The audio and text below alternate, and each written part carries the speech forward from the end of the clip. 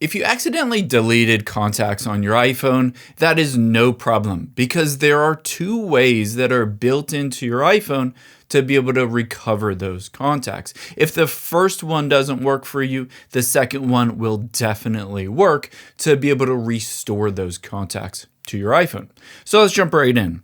The first thing that you're going to do is open up the Settings app on your iPhone and then tap on Search and then search for the Contacts app.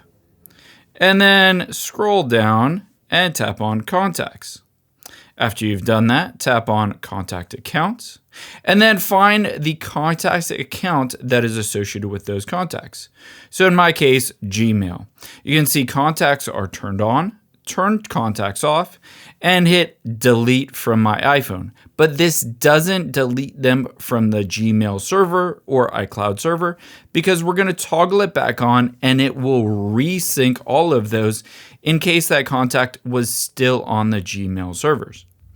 Now you can also go back and tap on iCloud and do the exact same thing. I'm going to turn this off and I'm going to hit keep on my iPhone and then toggle it back on, and then I'm going to hit merge just to resync all of those contacts.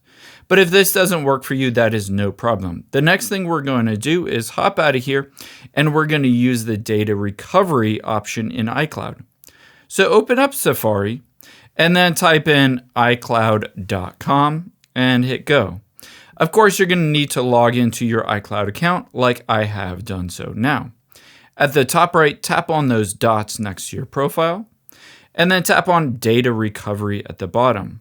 After you've done that, scroll down and tap on Restore Contacts, and you can see I have the option for yesterday, June 30th or June 7th, 2026. I can just tap on Restore on any of these, and then tap the Restore button, and it will bring back all of those contacts from that date back onto my iPhone.